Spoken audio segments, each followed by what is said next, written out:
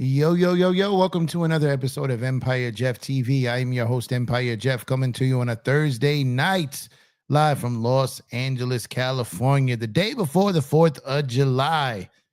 Not really quite fireworks yet for the Los Angeles Lakers. And I remember, I'm old enough to remember when 4th of July used to be a big deal during free agency, a big deal, the big star, the big fish, the big catch in the offseason. Whoever that target was always seemed to happen on or around the 4th of July weekend. And there is no big fish known to be available right now. There is no Kevin Durant. There is no LeBron James. There is no one like that hanging over and holding up free agency in the offseason of 2025 like in years past.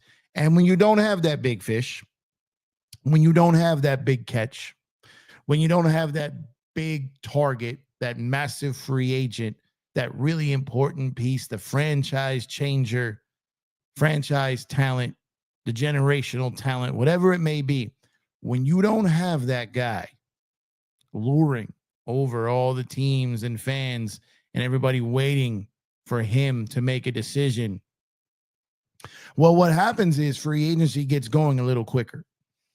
And we're not often used to that. We probably will have to be now, but we're not really used to that. We're used to like day one, day two. There's some things happening, but someone's holding up the market. Someone's holding teams from spending their money. Someone's holding teams from making trades. Someone's holding other players from getting signed. There's none of that this year. So day one, we saw stuff start to happen. The Lakers got in early, right out the gate. They've now made their third transaction. First one was Jake LaRivia. The second one, DeAndre Ayton. And today, the subject of today's video, re-signing Jaxson Hayes. Now, Jaxson Hayes is the title of the video here. But Jaxson Hayes is really more of an example of what's wrong with a lot of Laker Nation. What's wrong with a lot of people within these little pockets of Laker fans who just seem to be unhappy with everything and throw fits about everything and bash everything about their own team. We're gonna touch on that plenty tonight. But Jaxson Hayes is the latest wrinkle in a wave of Laker fans crashing out over every decision or lack thereof by general manager and president of basketball operations, Rob Pelinka. Now, Pelinka, we know there's not a lot of love lost for Pelinka in LA. We know this already. I've been labeled as kind of a Pelinka lover or a Pelinka apologist. I'm not. I'm just a slayer of false narratives. If Rob Pelinka was gone tomorrow, I wouldn't think twice about it. If Rob Pelinka got fired, I wouldn't think twice about it. I wouldn't. Rob Pelinka is not someone I protect or bash because this is a collective effort. But at the end of the day, I don't really mind what Rob Pelinka has done at the start of this free agency, considering what he had to play with, considering the resources that he had at his disposal. Search, I see you, brother. The mod god, the mod father, the mod of mods, the best in the building. He is not off to a horrible start in this free agency. He's leaps and bounds above last year's start to free agency. Now, the signing of Jake LaRivia was a very good signing. The signing of DeAndre Ayton, a very good signing. And in all honesty, bringing back Jaxson Hayes on a minimum deal is not a bad deal. It's a minimum. It's a big at a minimum. It's a rim running, lob threat big who had some success last year, had a pretty solid season. The only problem with Jaxson Hayes last year, let me go back for a second. Year 2 of Jaxson Hayes was way better than year 1 of Jaxson Hayes. But what really went wrong for Jaxson Hayes wasn't really Jaxson Hayes. It was the fact that Jaxson Hayes was our starter. That was the problem. That failed Williams trade threw Hayes into the starting lineup. He never should have been there. Vando in positions he never should have been in. There's a lot of things where players were played out of place. Rookie head coach, things happening. But Jaxson Hayes, especially if he ends up being our third center, our third string center, then this is a good signing, a minimum signing for Jaxson Hayes as your third starter, as your third center potentially. Yeah, I'm going to take that. Now, it remains to be seen if that's how it's going to end up. It's going to be, we're going to have to wait and see if, sorry, I'm checking the Dodger game here again. We're going to have to wait and see, do they get, I know right now, I'm seeing things start to say that it's maybe looking like Al Horford is leaning Warriors, maybe. Hasn't signed there yet. Haven't heard LA's completely out of it yet. Maybe they are. Maybe he is going to sign there. We don't know yet. We got to wait. We got no choice but to wait. So when we sit back and we think about this, is there a trade for Nick Richards? Is there a trade for another big? Does another big get waived or bought out? Think about it. When no one knew or had any idea that Ayton was going to get bought out and waived. So the reason I say this is we got a 7-team trade about to kick off. And we know we had heard reports of the Lakers specifically waiting on a team that's about to be involved in a deal that will give them an extra center, and they may not need the center they currently have. So what I'm saying is,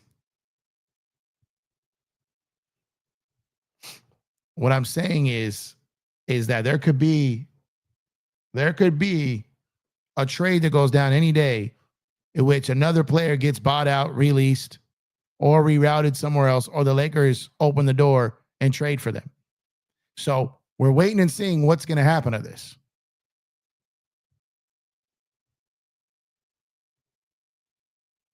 And I think the Lakers have a lot of things working. I think they're working on a lot of different things. I think they got their hands on a lot of different things. And I think that I feel, and again, I could be 100% wrong, and maybe I am. I feel that when the dust settles, this team is going to look different than it is right now. And I think that we'll be happier going into the season than we were going into last season. That's just what I feel. Chris, I see you, brother. What up, my guy? That's just what I feel. Now, again, I don't know anything. I'm just a guy here talking sports, but I think that there's a very good chance that we're going to see a different version of this team and a better version of this team and have Luka out the gate. And from everything we're seeing, it looks like he's going to be in shape. If we get an in-shape, revenge season, motivated Luka Donic, and I'm telling you, this league could be in trouble because we've seen what he could do. He can damn near get a team to the finals, damn near by himself. Now, if he's got help and he's healthy out the gate and he's playing at a high level and he's in shape, let me ask y'all a question. And this could kind of, hurt what I'm trying to say here, but I think we're going to be in a different realm this time. How many times have we seen a healthy and fit Luka Donic to start a season?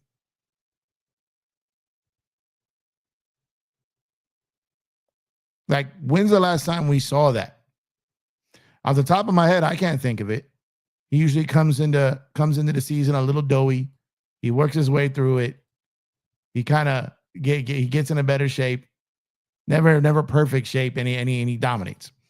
Well, when's the last time we saw him start a season in shape and healthy and dominate out the gate? I can't remember. So if we get that, amongst what other moves we're going to make, and actually have a starting center, then I think it's going to be grand. And getting off to a quick start in the Western Conference is important. The Lakers always have been seeming, since 2020, they haven't had that magical start to a season. The way that team started in 2020 was ridiculous, was incredible. Everyone talks about the bubble and this and that. They were the best team in the league all season long. Like, that's what I want to see. I want to see beginning to end. Come out the gate blazing and don't stop blazing. You blaze, we blaze. Let's go. Shout out to, you know what it is. I'm always saying get down and lay down, the state property one, but I'm just saying this version of Luka, healthy, motivated, driven. I don't know if we've ever had to see a guy defend his whole narrative like this. He's getting verbally attacked by Dallas. Like they're doing such a good job of the smear campaign in Dallas that other people are starting to believe it now. People are starting to say, I can see Nico's vision. I got it. You can see Nico's vision of trading away a guy like Luka Donic at that age with that much left to play. So Luka hears all the chatter, and I think that he's going to come in and serve people a tall glass of shut the up. I think he's going to come with it. I think he's going to be serving it up bottomless. Bottomless. I think he's going to come with it this year. I think Luka's going to win MVP. I think Luka's going to deliver on the season that we've always been waiting on. We forever were waiting on from Anthony Davis. Now, AD was great. He was dominant. He had great, phenomenal seasons. I'm talking about where he flat out just takes the torch, where he starts the season from the first game to our last game as the unquestioned best and top player on our team. We have not seen that out of anyone else other than LeBron James since Kobe was healthy. And if we get that out of Luka, which I suspect we will, then I think we're going to have a very, very enjoyable and exciting season. And I do believe that Rob is going to do what he has to do to fill in these guys around Luka. Now, this whole narrative going around continuously about Rob trying to sabotage Bron's Laker tenure to protect Kobe's Laker legacy. I'm going to talk about this a lot, almost every show, because it's such a ridiculous narrative that I'm going to continue to slay that moving forward. That's going to be mentioned in every single show because it's so ridiculous. It's so ridiculous that the take is like a cockroach. That the take is like a cockroach. So I got to keep coming up here every night and turning the lights on and watch them scatter. That's how bad the take is. That's how bad the take is. So for anyone that believes that, it's cockroaches. And I'm just going to turn the lights on and get them scattering. Because that is a ridiculous, unfounded take.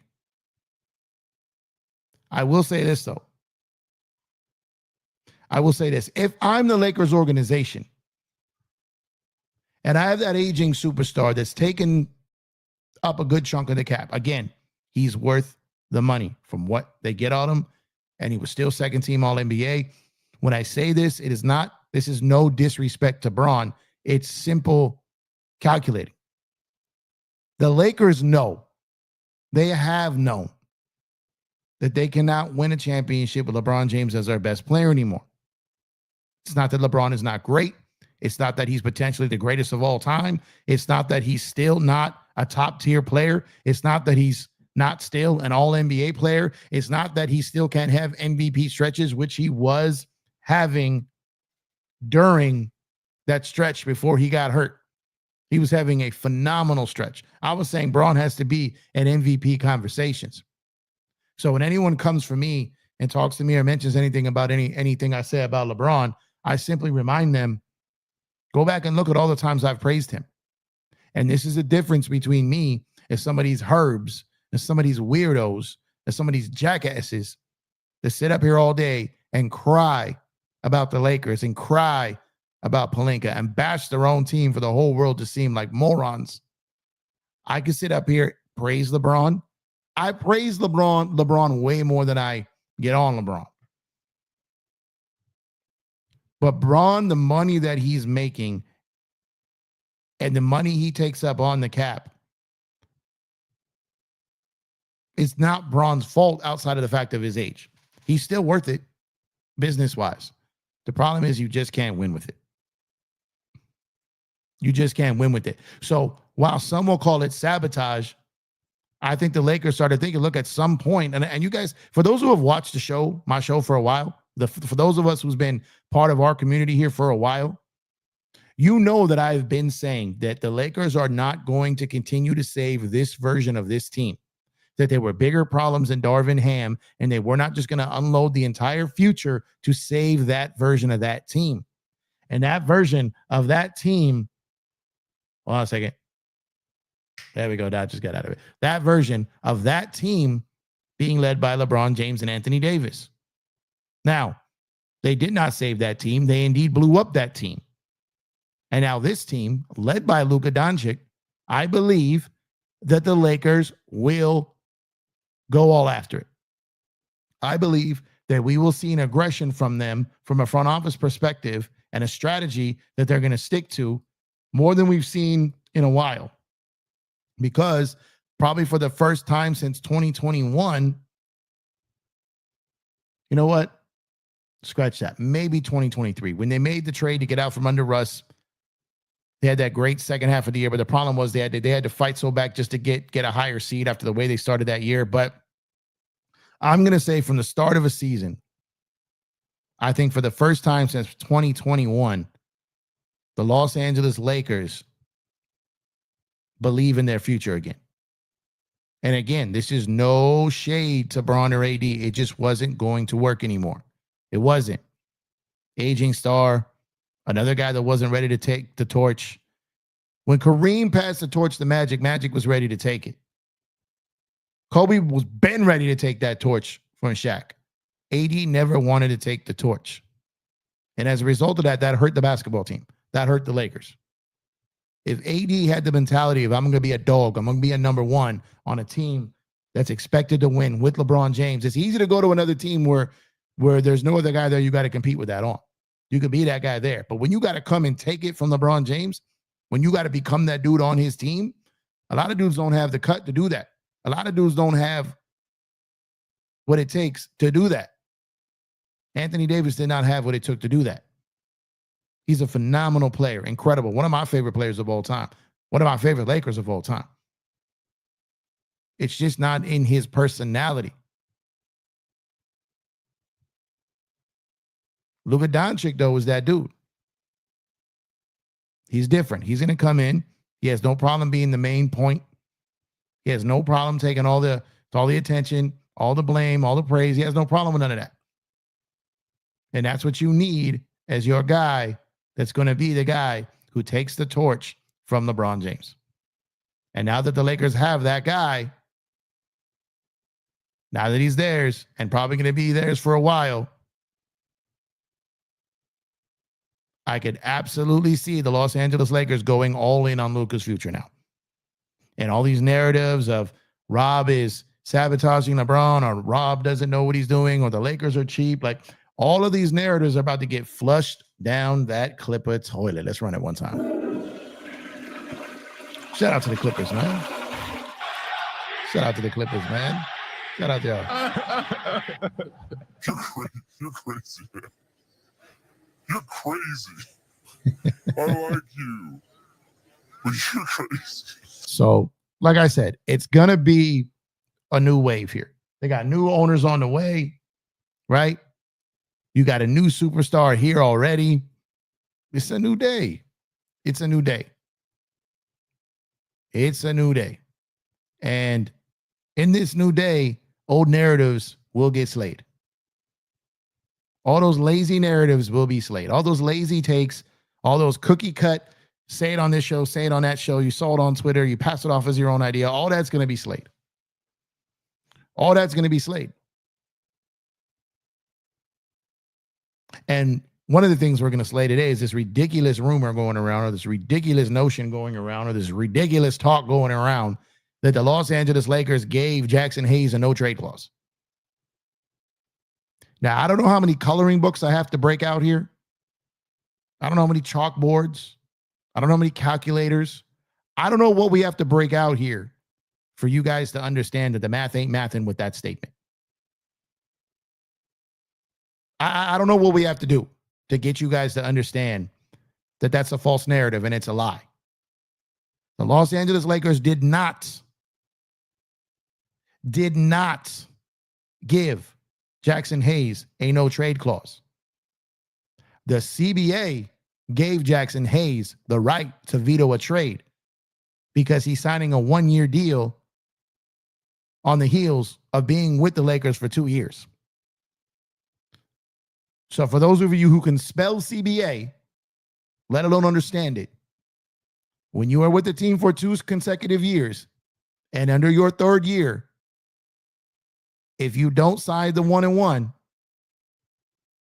You only sign the 1-year deal. You get veto power of a trade because of bird rights. Now, he can waive that. He can take it out of the deal. We don't know if he's done that yet. That's another thing. It hasn't been confirmed that, the deal hasn't been signed yet. Maybe we find out that in the new CBA, they did give the player the right to veto the veto to make it not part of the contract. Now, if I'm his agent, I tell him don't do that. But it might have been the only way the Lakers agreed to do it. Do it, meaning bringing him back. But I don't know the answers to that. But I wouldn't be surprised if when the deal gets announced that they say that Jaxson Hayes waived his veto. Yes, he can be waived. So there's another layer here that I don't think I saw anywhere else. And excuse me if it was somewhere else, but I didn't see it. This now gives the Lakers, after this year, Jaxson Hayes his bird rights. So in the event of a sign and trade, or the event of you want to keep him long term, let's say he goes out and has another solid year, a big year. Now you can pay him more than the minimum. You can go over the cap to keep him. You don't have to keep paying a minimum. If he outprices himself, if his play outprices him, he played better than a minimum contract last year. He did. But the Lakers really weren't going to offer more than a minimum. Now, next season, in free agency, again, he then has the chance to get a bigger deal for himself because the Lakers would have his full bird rights.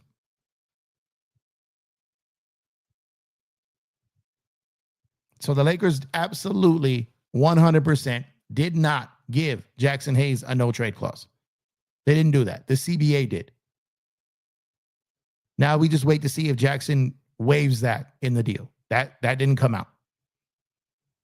But everyone walking around saying that they gave him a no-trade clause is bananas. That's a false narrative. Again.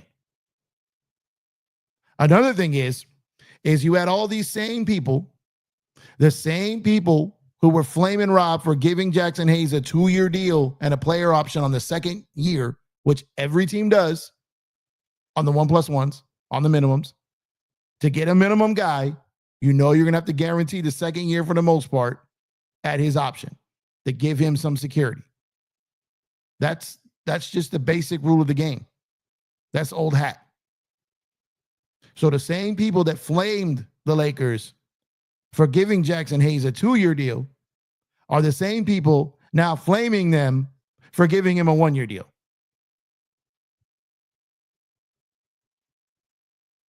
Could y'all be any more inconsistent?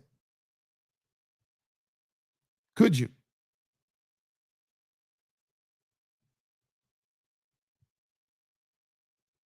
Just be consistent. You're consistent with your misunderstanding of the rules of the game, but your takes are very inconsistent. And the rage and the bashing and the flipping out over a minimum contract. They could waive him. Oh, they're stuck with him. They're not looking at it like he's a guy that can't play if needed. It's an 82-game season. Guys are going to go down. You're going to need able bodies. But there's so many parts of this fan base that is just sad. And y'all are embarrassing. And it's time you get put in your place. It's time. And you know what? I put out a post earlier today because I'm proud. I'm proud to see these true Laker fans finally pushing back on them. I'm finally seeing the real Laker fans kicking them out, booting them out. Because these dudes ain't in arenas. These dudes ain't out spending money watching the games. These dudes hide in rooms and bash the Lakers on touchscreens. And the second they got given some free tickets, they'd be right there pom-pomming like the rest of them. But they ain't paying for it. And another thing, there are way more logical Laker fans than these mentally unstable Laker fans you see on the internet. Way more. And now that way more is starting to push back. And it's just going to be a wave that just flushes these down the toilet. Because they're an embarrassment. They really are. They're an embarrassment. They embarrass real Laker fans. Entitled, spoiled, bratty, whiny, crying all the time. It's a bad look, fam. It's a bad look. Your team signs a player to a minimum contract. A player that, when healthy last year, was helping us out a lot. And your first reaction was to run to the internet and just bash your own team for signing a minimum guy.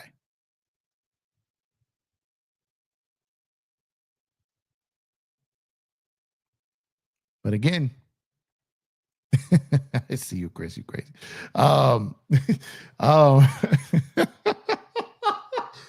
Oh man, let me lock in here. But what I'm saying is, it's true that there is a mentally unstable pocket of Laker Nation, but they do not represent us all. They do not. They damn sure don't represent me. I know you guys in the chat. I know you guys aren't here on my channel for the most part, unless you feel the same way. You want that. You guys are more like-minded, more mannered, more understanding, smarter, patient, balanced. You're not unhinged.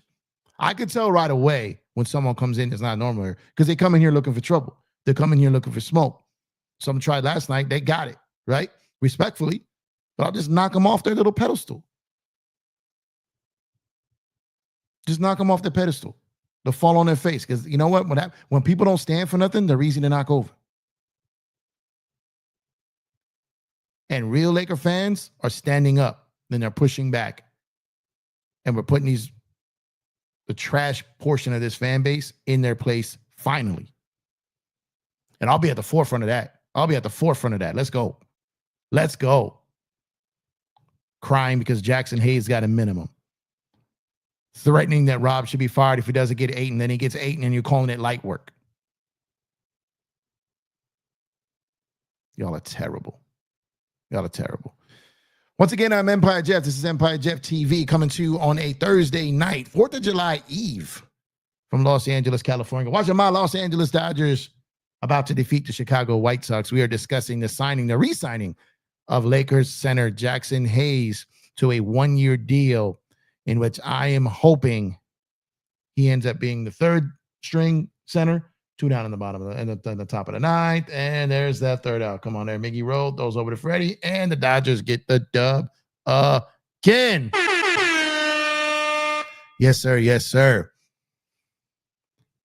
And like I said, Jaxson Hayes typically wouldn't be someone I do a title a show after. I probably would be doing a Dodger show tonight. But I'm here to represent the real people of Laker Nation, the real fans of Laker Nation. And we're pushing back on these chumps who sit here and bash everything that this team does. We're pushing back. We ain't going nowhere. We're not letting you represent us no more. We're not letting you be a stain on this team anymore. We're not letting you embarrass us anymore. We're not. You're clowns. And you notice these dudes are never welcome in baseball talk. They get shoved out the building expeditiously.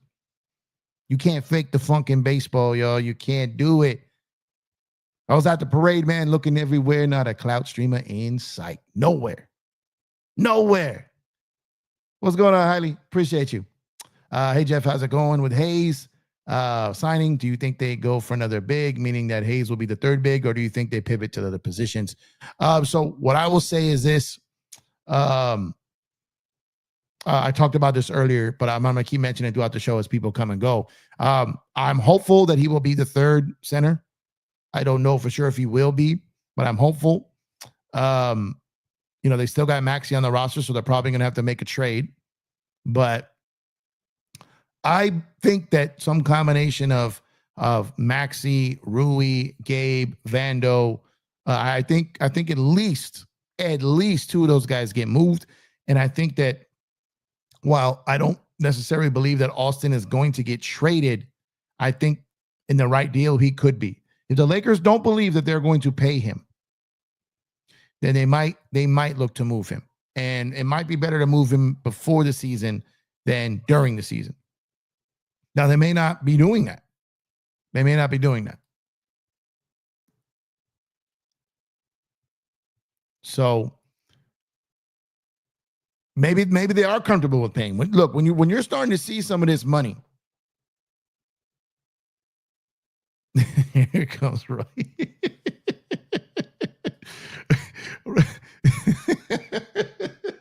Roy is trolling. I love it. I love it. Oh man. Oh man, I kind of lost my thought now.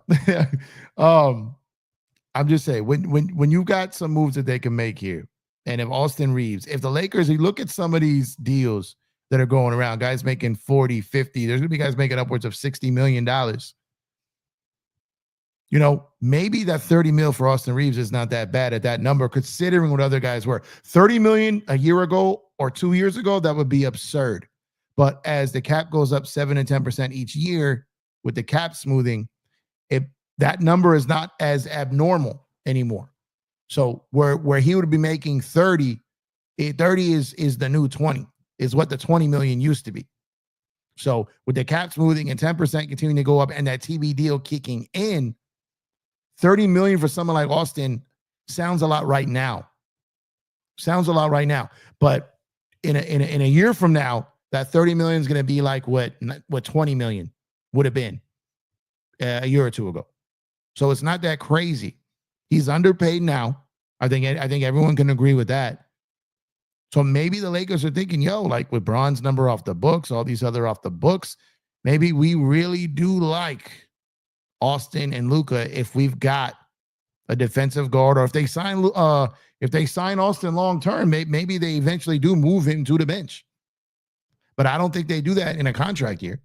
I think that would be bad business. That would be playing with fire.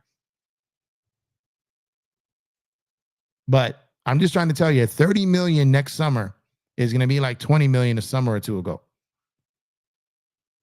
So I think everything's on the table. So to me, it comes down to, do the Lakers want to pay him and him be paid as a top 3-4 guy? Because while $30 million might not be what it used to be, $30 million, you've got to be a 3 or 4 guy. You got to be. You got to be.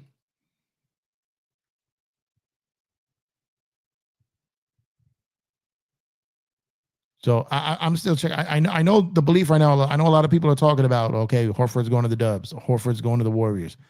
We don't have anything. We don't have anything concrete on that. So I'm going to wait that out.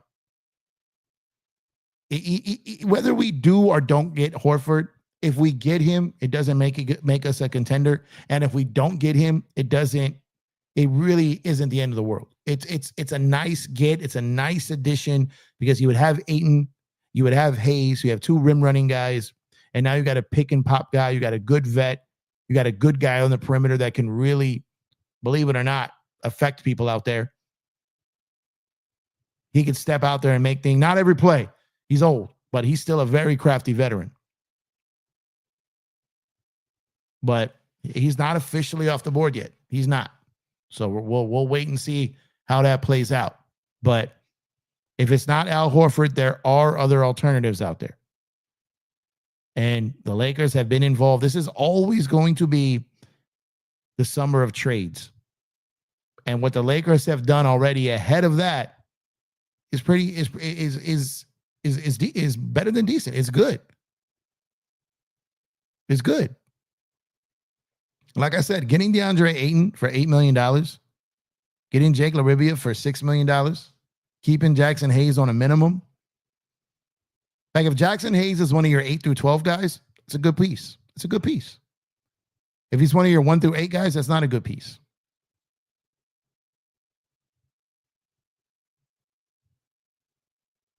It's not. But if he's 8 through 12 or 8 through, you can keep 15 guys. If he's one of the 8 through 15, that's solid. So the only thing I can't tell you guys what to do. Only thing I ask you guys to do is don't be these weirdos on the internet bashing and rolling your eyes at everything the Lakers do. like you would do better, like you could do better, like you are better, like you know better. Don't be those dudes. Because we kicking them out. We kicking them out. They don't belong in Laker Nation. They're quitters. They're criers. They're whiners. They're not built for this. They're not built for this. Go be a Clipper fan. They're not built for this.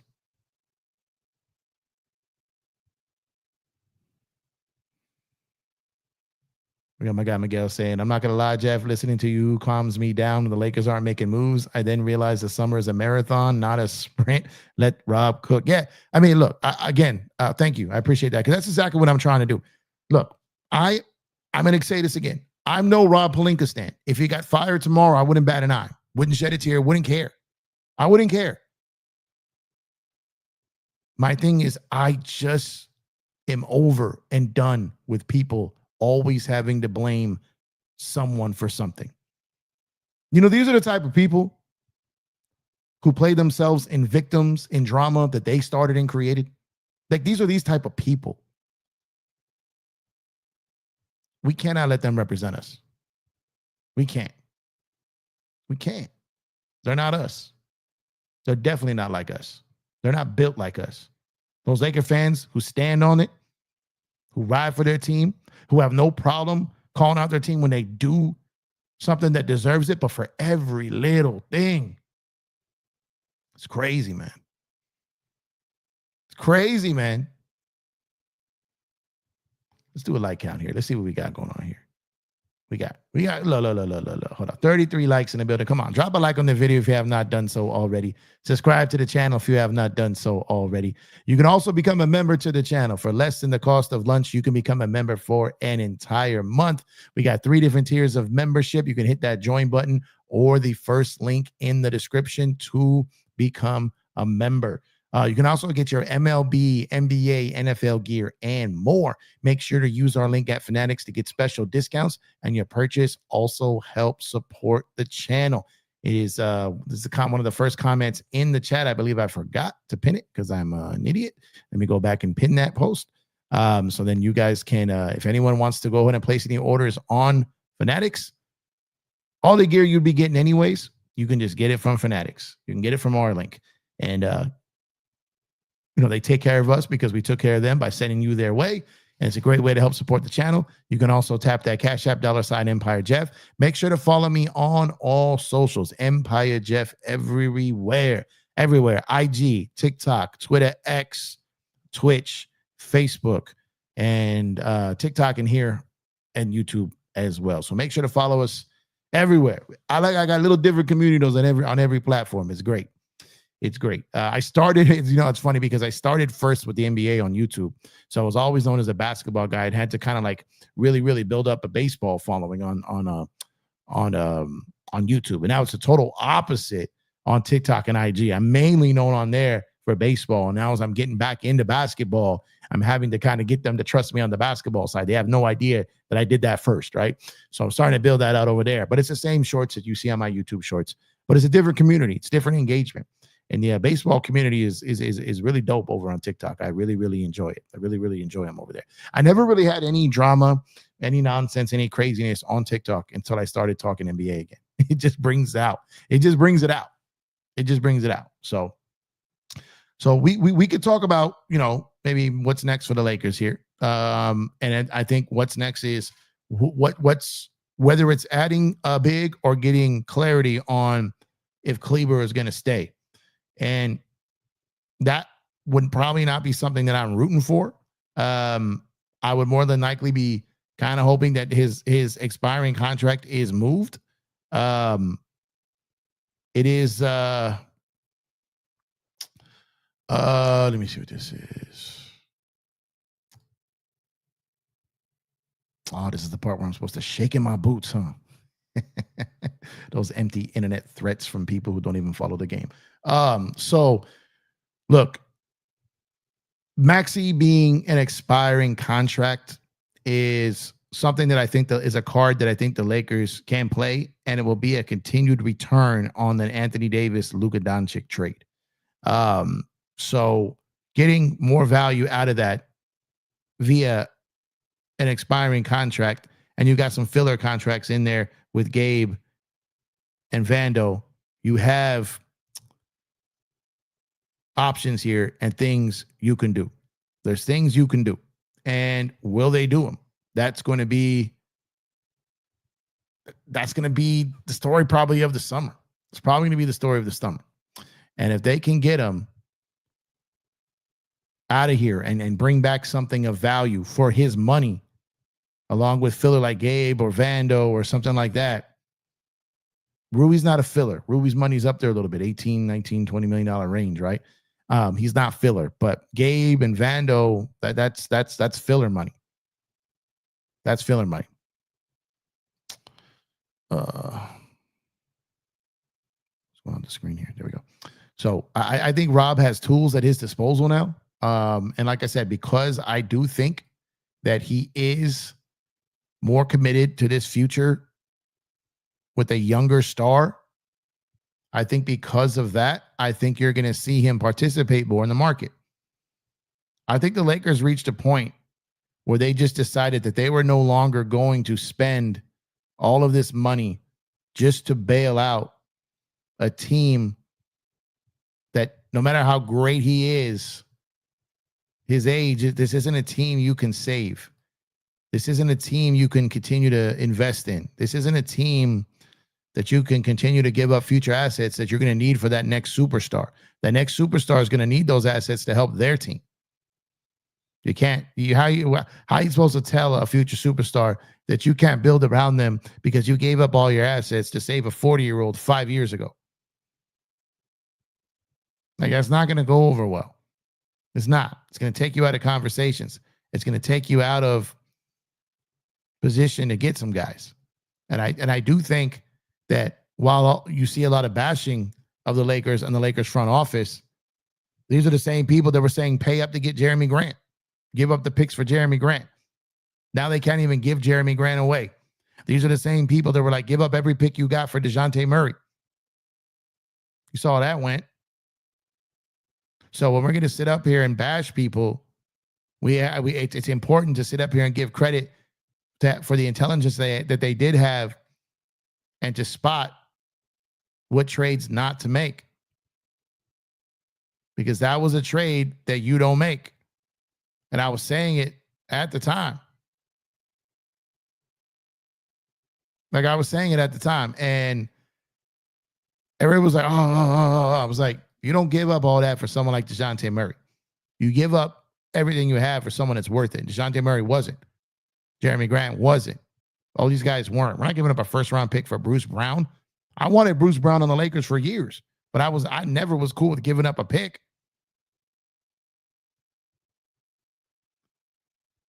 Gotta hit this up again. This is, again, incorrect. Incorrect.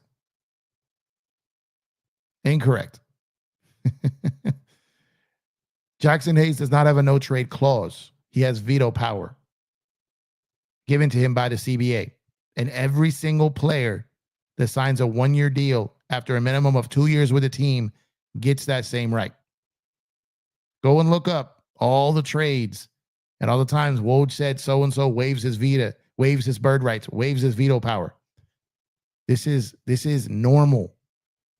Giving someone a one-year deal because you don't want to give them a potential 2-year deal. In order to do that, you give something to the player, and that portion is the ability to veto a trade. So there is a lot of players in the league that have that. So the only player in the league that has a no trade clause is LeBron James. Jaxson Hayes does not have one. LeBron James had it in back-to-back years. And actually, that's not true. That's not true. There's not just two, because Bradley Beal has one.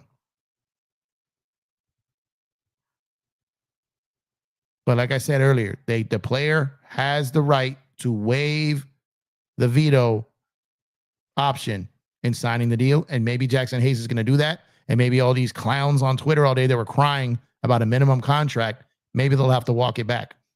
You can't uncry those tears, though. You can't put them back in the tear ducts. You can't do it. You can't do it. What's good, Miss Angie B? I see you. Hope you're doing well. Hope you're doing well. Good to have you as always. Empire Jeff TV's own Angie B. But Beal and LeBron are the only two players in the entire NBA that have a no trade clause. There are multiple teams in the NBA that have veto power because of the 1-year deal. There are multiple players in the league that have a 1+1 with a player option in the league that you guys all bashed the Lakers for having last year. That's routine. This is a good question here. Actually, you know what? I do like your follow-ups here. You think the Lakers going to give Luka a no trade clause? That is an excellent question. I was going to do a video on this, but and I still might, but you're asking the question, so I might as well answer it. And my answer is yes. And I think it's because they want to show how all in they are on him. I think they want to show him that they're not the Dallas Mavericks. I think they want to show him that it's the right decision to stay with them.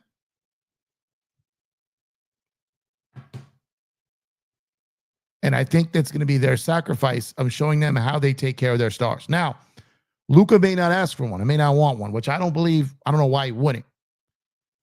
But I'm thinking the Lakers may offer that up on a silver platter without him even having to ask for it. At least on the first deal. On the extension. So the Lakers take care of their stars and they want him to feel at home. And I believe they're going to be all in and fully committed to Luka. And the best way to do that is when they offer him that extension is right there, big letters, no trade clause. We're not going to Nico you. We're not going to do that. That's not us. Only time our stars got moved is when they demanded a trade. Our best guys, our top tier guys. Anthony Davis got traded, yes. But he wasn't Shaq. He wasn't Kobe. He wasn't LeBron. He wasn't Magic. And what I'm saying is when Shaq got traded, he demanded the trade. They didn't just trade him. It was demanded.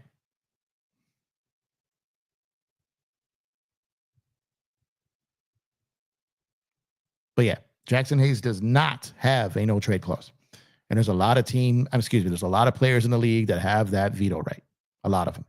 And good for them. Because it's put in there so organizations, that way he can keep his bird rights. That's put in there for a reason. And you've been with the team for 3 years now. At the conclusion of this deal, he has the right to have his bird rights. And if Jaxson Hayes has a great season, he had a decent season last year. Didn't have a very good first year. Pretty solid second year. And if he has a even better third year, then having him on a minimum deal, he will have outplayed his contract. He outplayed his contract in year 2. So there's no reason to believe that he won't outplay it in year 3. So him on a veteran minimum is no big deal. It's nothing. I think it's a decent move. DeAndre Ayton for $8 million, a very good move. Jake on a $6 million deal, 2-year deal, very good move.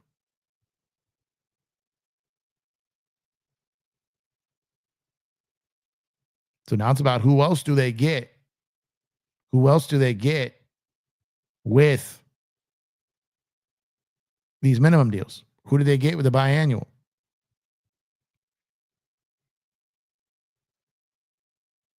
Because there's still other guys out there. There's still capable players out there that can help them this year. But at the end of the day, the Lakers' biggest move, I believe, will be via trade. I still think they got the inside track at Milton. I think Anthony Milton is going to become a Laker. I think they've been attached to him from the get-go. I think he's the minimum guy. And I believe that they could still trade someone into that biannual. So there's a bunch of different things that they could still do. And again, Rui, Fando, Gabe, and Maxey, and to an extent,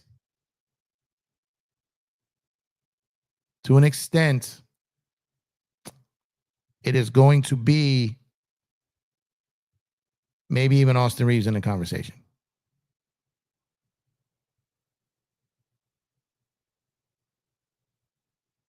I see a quote here about the Dyketon League. Actually, they're right.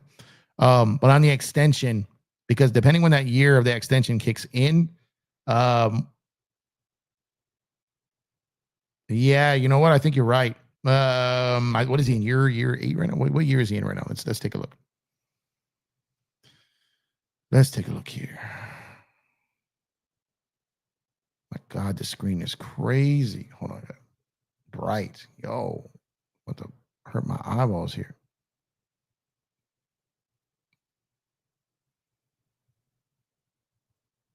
Let's take a look. I think you are. I think you're right about that. That's one thing I did overlook. But I think regardless, when it comes up to a point where they can offer, whenever it's legal, I think they will. I think they will. But I did mention on this first one, so you're right. I stand corrected. I appreciate you. Let me take a look here. So Luka, age 26. I think that was this his 8th year? Is he going into his 8th year? So he's going into his 8th year after that. So yeah, he would not be eligible for a no trade clause yet. You have to be of a certain age or certain year to get it. So yeah, so I stand corrected. So I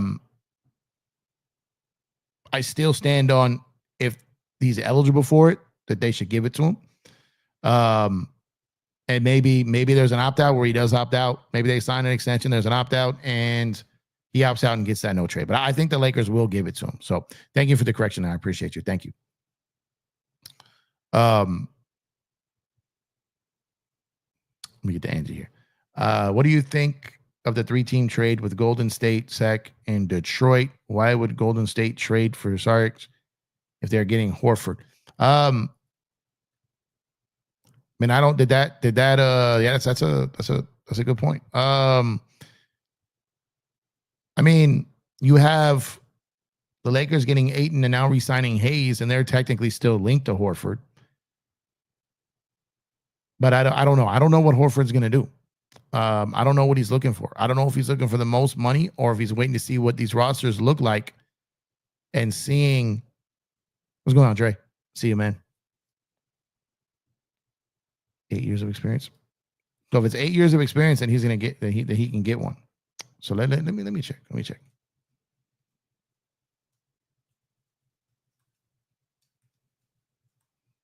Thought it was something to do with the with your age too.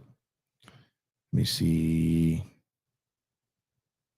Okay. So that's what it was. It's not the age. So you have to be 8 years of experience in the league and have played for the same team for at least 4 years. So Luka does not qualify. So it's less than the 10. It's the 8. But when the extension kicks in, it'll only be year 3 of Luka with the Lakers. So he does not qualify. So next season will be his 8th year. The extension would kick in after that. So no, it wouldn't. So what I looked up said at least 4 years. Regardless of the fact, Luka's not going to qualify. He's not going to qualify because whether it's 3 years, whether it's 4 years, 10 years, 8 years, whatever it is, doesn't qualify because he would only been with the Lakers for 2 years. I got it mixed up. I thought there was something like, what's going on, Trail Day? I see you, man. I wasn't, for some reason, I thought something to do with an age, right? Because I think there's an age one in there too, because like there was something where who got one? No, the age one is I'm sorry, that's the CP3 rule of a player of a certain age. The money, like you said, that what you can sign them for was different. So I got those a little mixed up. My bad. I got to brush up because, like I said, I was living and breathing that CBA for years, and then I went ballistic on baseball for so long that I'm coming back into basketball. I got to touch up a little bit, but it's coming back to me. It's coming back to me rather quickly, though. We got here. Do me a favor, guys. Make sure to drop a like on the video. Subscribe to the channel if you have not done so already. Appreciate everyone who has done so already. I think last night we got like 40 subs last night. It was incredible. Great show last night. It was very fun, enjoyable. The night before as well. So appreciate you guys. What I want to know is, because I've been talking a lot about kind of the politics of the Jaxson Hayes deal. I've been talking about how he doesn't have a no trade clause. I've been talking about how everyone's, bashing all the different things. My thing is, do you like the signing? Just forget all the politics of it. Forget all the narratives and the banter. Do you like the signing? Do you like the signing only if he's the third center? Or do you like the signing even if he's the second center? For me, I love the signing if he's the third center. I am like, if he's the second center. I don't love it. I don't love it. So I'm curious to see what you guys think when it comes to Jaxson Hayes. That's what I'm trying to figure out. Do you guys like him only if he's a third? Are you okay with him being the second, or you don't want him on the team at all? Because to me, like I said, he's the third. He's the third center to me. Third, if Jaxson Hayes is your third string center, but I'm not mad at that. If he's our second string center, I worry about that because Ayton's probably going to miss some time.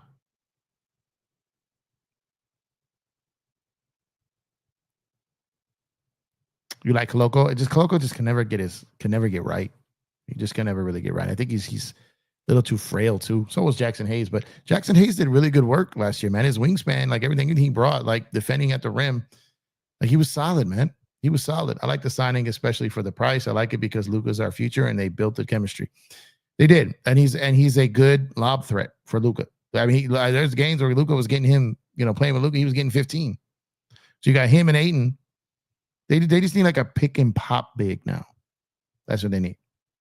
They need a pick and pop big. Brother, third center. If Ayton gets hurt, we are in the same lack of size issues again. Bronny James almost weighs more than him. That's funny. And yeah, no, I get it. Like I said, that's my point is, Ayton's not going to play all 82. He's not. And I don't want Bron playing any more center. I just don't. But like I said, I believe they will make some trades. I think Maxey, Rui, Gabe, and Vando are all up for grabs.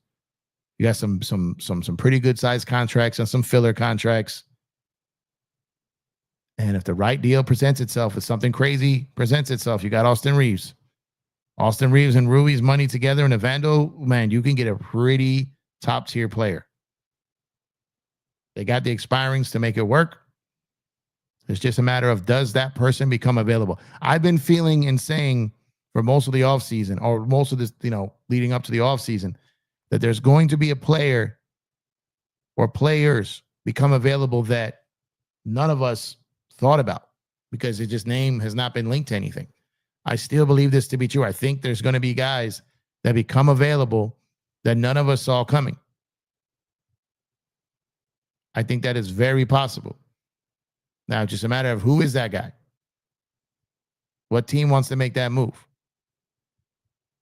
What team wants to give up on a player? What team wants to move a player? What team wants to clear their books?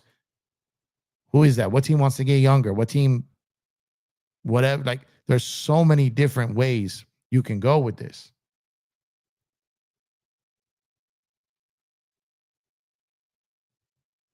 And as a result of that, I think the Lakers are very much in play to get a couple things done. So let me know what move you think trade-wise the Lakers are going to make. Let me know, do you think this Wiggins things has legs? I know the report today that Pat Riley was trying to get crazy with his demands. Do you think that trade has legs? Do you think there's another player out there?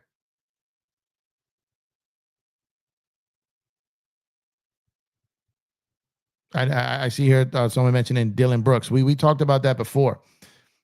Dylan's the type of guy we would need on this team. You need that goon. You need that dog.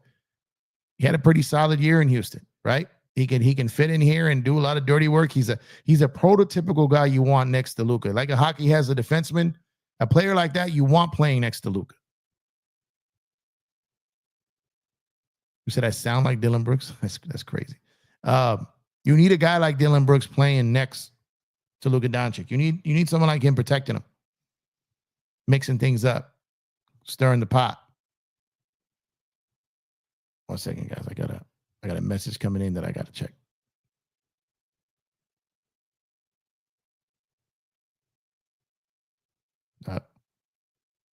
Wow.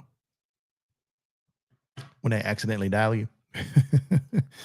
But Dylan Brooks is a player that I think could be effective. I know people have said, okay, well, the Phoenix situation, Jalen Green, Dylan Brooks, you're Bradley Beal's name today. Hell no. Look, Bradley Beal in a buyout, we could talk about that. We could talk about that. But Bradley Beal in a trade, no. No way. We don't need him. We don't need him. I mean, with Braun, Luka, AR, you don't need Bradley Beal. You need bigs. Give us Nick Richards. Let's make a trade for Nick Richards. Nick Richards is a solid number 2. He's not a starter to me. And I think he's a better number 2 than Jaxson Hayes. And Jaxson Hayes, if you have Ayton, Richards, and Hayes, you don't have the pick and pop big, but you got a lot closer to that 2020 big setup than we've had in a while. And like I said, Hayes is your third center. That would be ideal. Him is second. I don't think so.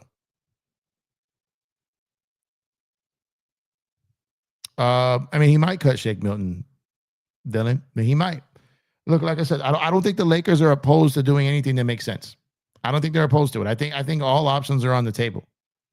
I think all options are on the table. All options are on the table. I think they will leave no stone unturned. I think they're going heavy after anything that makes sense for this team that they feel can make them better now and in the future. And that, that quote that came out about 2027 and how they're not adding anyone past 2027. Yeah, they're not going to sign someone like a Dorian Finney-Smith to a 4-year contract when he's 32 and an injury history. That doesn't make sense. I agree with that. They're not going to go out there and get guys for 3 or 4 year deals that they don't believe will have value in year 3 and year 4. If they get a guy that they can bring in, and all of a sudden we think this guy can play 5, 7, 8, 9, 10 years, whatever, the Lakers will make a move on that. They're not going to make a move on someone who they feel they'll be wasting money on in 2 years. Those days are over. They're not going to go down the route of, we have to do this year for LeBron. Luka is in his mid 20s. You don't have to act like that right now. You get the commitment from him and he trusts you moving forward. You got what you need. Don't be reckless. Don't be reckless. You're not forced to make a Russell Westbrook deal. You're not forced to regroup on the fly every year to fix what you did last year because you had so many people meddling in your business. And, I don't know if we've ever seen Rob operate in a place where he could actually do his job uninterrupted without clutch. Without Genie's people, has he ever been given a chance to actually do his job? Has he? I don't know the answer to that. But for the guy that gets all the blame, we don't even know how much power he actually even has.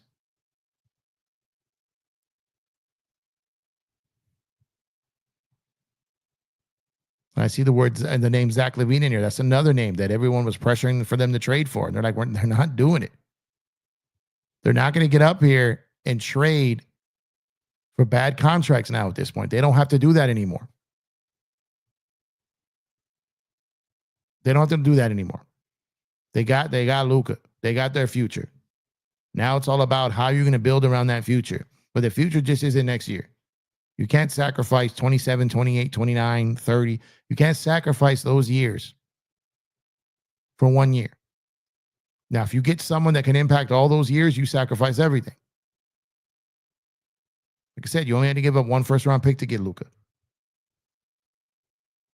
Maybe in a deal where you move Austin Reeves, so that comes in. Maybe you get some more picks. There are things that the Lakers can do, man. And for someone to sit up here and say they're cooked, rob this, rob that, he's made 3 pretty solid moves. And we're sitting here on July 3rd. Free agency typically didn't get popping until July 4th when it came to the big names, and they held up the market. So we got 3 pretty solid moves by July 3rd, and we haven't even hit the trade market yet.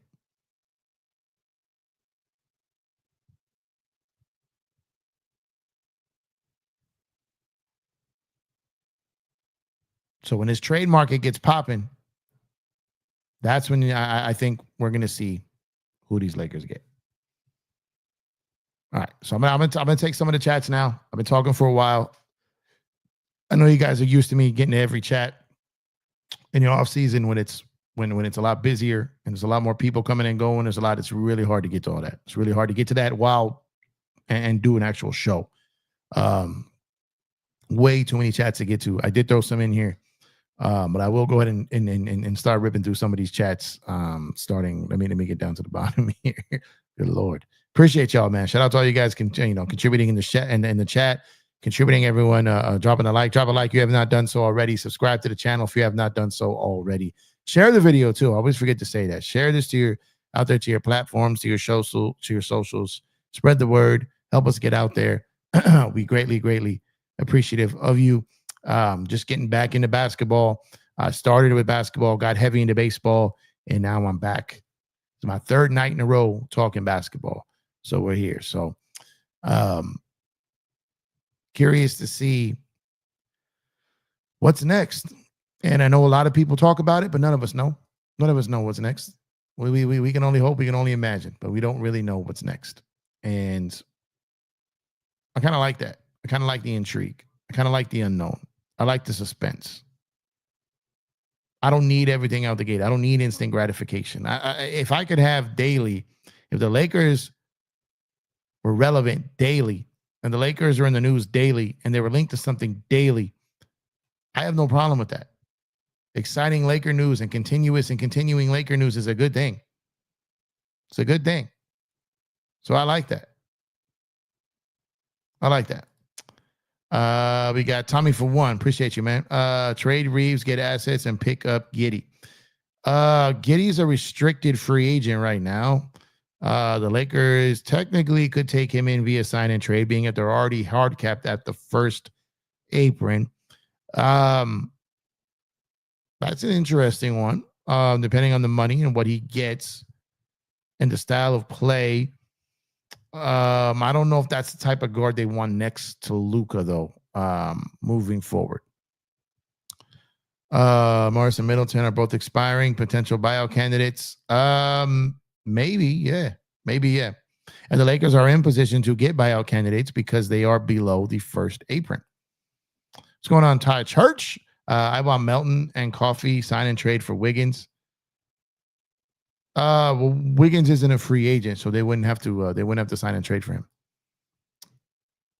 Yeah, lateral move. Yeah, I don't know if that's the one that they're looking at. No, I wouldn't. I think you can get Whitmore for less than that. I wouldn't trade. I know a lot of and what's up, Nick? Appreciate you, bro. I know a lot of Laker fans love Cam Whitmore, the lure, the enigma of Cam Whitmore. I joke around calling him Lakers savior, the Laker Nation savior, the one that got away, Cam Whitmore. But I think that's too pricey for him. What's going on, SD Hydro? What do you guys think of Bradley Beal to the Lakers? His agent is Mark Bartelstein. I don't know if he likes doing business with the Lakers.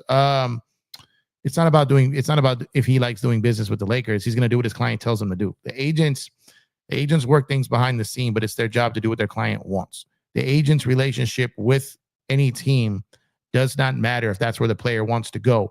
We've seen agents and agencies get sued over this because they meddled too much. And that's what it effectively happened with Dwight Howard and him getting into it with his agent, firing and suing and going after his agent because his agent was the reason he didn't re-sign with the Lakers in 2020.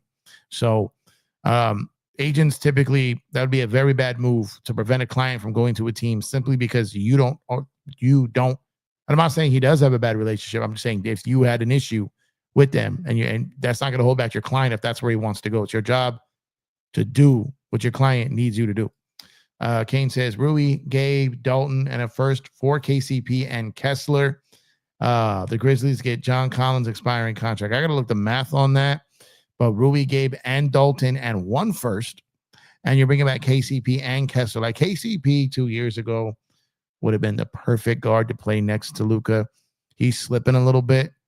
But if you can get out of having to give up another first-round pick for Kessler, and that's someone you really want, but then you kind of have the problem where you got two pending free agents fighting for a starting spot. And I don't know. I mean, I thought about it the other day, like, man, could they still trade for Kessler even though they got Ayton? And I don't know. I think if they were going to go get Kessler, I think they would have gotten him instead of Ayton. But we'll see. We'll see. It doesn't matter what happens if JJ doesn't coach better and gives up the right players minutes. Yeah, rookie coach last year, right? And definitely not, resting a starter for an entire second half of a playoff game was wild. I don't think we'll ever see that again. That seemed to me like a panic move. I didn't love that at the time, but I think JJ will be a better coach next year. And like I said, he was a rookie. Give him a little time, and I think he can improve. And I think he had a really solid year last year. People said the same thing with D'Lo agent. Yep, facts. Doesn't matter what the agent likes or doesn't like about a team. They're going to do what their player wants to do. Yep. Appreciate you. Thank you for tuning in. Kane, talking to Kane about my business. Braden, what's going on, Braden? Jeff, I have a question. These stupid fans, I didn't notice them as much before LeBron got here. I'm not trying to point fingers, but just wanted your thoughts on that. Look, I'm not going to blame LeBron or LeBron fans because I know a lot of these guys and people that do it are Laker fans. A lot of them don't even like Bron. So no, this is a pocket and a patch of Laker Nation that is embarrassing to Laker Nation. They don't have thick skin. They're babies. They're entitled. They're whiners. They're criers. They're brats. And they think that the Lakers should get everyone that they want. They should be perfect. They can do they can't ever make a mistake. They can't do anything, or they want everyone fired. They are unappreciative, spoiled Laker fans who, honestly, I guarantee you probably weren't even old enough to enjoy the three-peat. You know what I mean? Most of these fans are like back end of Kobe career fans. They're kind of like the stepchild of Laker Nation because they didn't really live through all the glory. And they're bitter because of it. And like I said, I love the fact that real Laker fans are pushing back now. And it's about time they got put in their place. And they're getting put in their place because they're embarrassing. They're an embarrassment to Laker fans and the team. To be that weak, to be that mentally unstable, to be that just crying all the time. That's not grown man business. It's not a grown man act. It's not. And these guys just really, really make Laker Nation look bad. Nick says, why do teams devalue Rui? High efficient outside shooter, good mid-range, expiring contract. Lakers play him out of position due to skill overlap. Yeah, he's redundant on the Lakers. I think the thing is like I think when a guy like Rui can't really play two-way ball, for a guy that you're going to want to give heavy minutes to and pay, it's kind of, there's a lot of redundancy with him. So I think he's a solid guy. I don't think teams hate him. I just think teams are going to struggle. Like, where do we put him? Do we want to pay him? I think it's a weird dynamic with Rui. KCP is kind of getting washed, but wouldn't mind him. Yeah, that's what I'm saying. 2 years ago, would have absolutely loved that deal. This year, I don't know about that. He's still, yeah, I'm just saying, but he's just not what he was. He's aging. That's going to happen. Jalen Scruggs. Okay, yeah, that one. I would like him. He's like a younger version of him. I wouldn't mind that at all. Ali said, I think the Kessler ship has sailed. It seems that a promise may have been made for Ayton for him to start. I don't think Ayton would like coming off the bench. Yeah, I agree. Totally agree. Reddish, Woods have to go and clear up space. Well, they're both gone. They're both gone. I would take a gamble on KCP regressing back to his normal self if he didn't make 23 million. Yeah. Well, that's it. That's what I'm saying. I think he's the type of guy you would want, but when you consider the money and the age, I think he could be okay here, but not for that money. And he's simply not. You're getting a guy who's getting paid for what he used to do. And you can't have that anymore. I wish Magic was stupid enough to trade Suggs to the Lakers a couple of seasons ago. Yeah, that would have been dope. I'm looking forward to see if Ayton can become a beast next season. Like I think he has a chance to be a real stud. Put up some pretty stud numbers next to Luka. Look what Luka did with Jaxson Hayes. Ayton's a much better player than Jaxson Hayes. That's all I'm gonna say. Dalton Hayes. Goodwin didn't get the proper minutes that could have helped the team, especially Hayes with a lob threat. JJ dropped the ball. Yeah, JJ made some rookie mistakes for sure. Vando and Shake to beat K for a team man would be sick.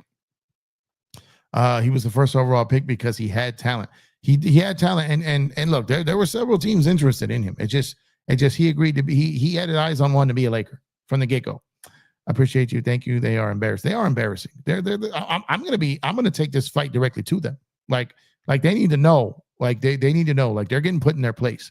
And the reason I'm happy, like I said, more and more Laker fans. There are way more of us. There are way more mild-mannered, non-unhinged Laker fans than there are these ones. They'll get mopped up. Right? It's time to get rid of them. They gotta go. Right? Get them out of here. There's no place for them in Laker Nation. Go be a Clipper fan. There's no place for you here. There's no place. I like his pick and pop mid-range shot he can get. Kane says, Jeff, is the Anthony Melton healthy though? They say he is. They say he's gonna be fine when he comes back. They say he is. So we'll wait and see. I think that he is a pretty decent get on a minimum. The injuries, well aware of. But a guy like that, the upside, I think he had a very, very good first half of the year with the Golden State Warriors, and he kind of impacted the start to their year. He really, really did. And when he got hurt, I mean, then obviously he got traded, and he was contributing pretty well to them. So I like what he can bring to the team. GG says, correct. We have crybabies. Yeah, man, just over it. Lakers have a big fan base, so they're going to be a few bad apples. Oh, no doubt. But what I'm saying is we're going to remind them what the majority's like. We're going to let them know that we don't stand for sissy stuff. That we're not going to let them. We're not going to let them represent us. We're not going to let them make the other world think that that's us. We're not going to allow that. We're not going to allow that. We're pushing back. We're putting them in their place now. It's done. They've had their time. It's over. Danny ain't making no Kessler unless he fleeces us for 2 first-round picks. Plus, he mad at Rob because he said he was bamboozled in the Luka trade. I mean, he wasn't. He didn't need to know what was going on. They needed to keep that tight-lipped until it was done. He knew about his part in the deal. He didn't need to know about anything else. He only needed to know about his portion of the trade. That's it. Cash. I can't say that, but that's a great I'll leave this alone though. I saw a video covering Bobo as a potential backup for the Lakers. What you think, Jeff? New subscriber, by the way. Sent my like soon as you told crybaby fans to join the Clippers. Yeah, I appreciate that. I haven't seen anything about Bobo being linked to him.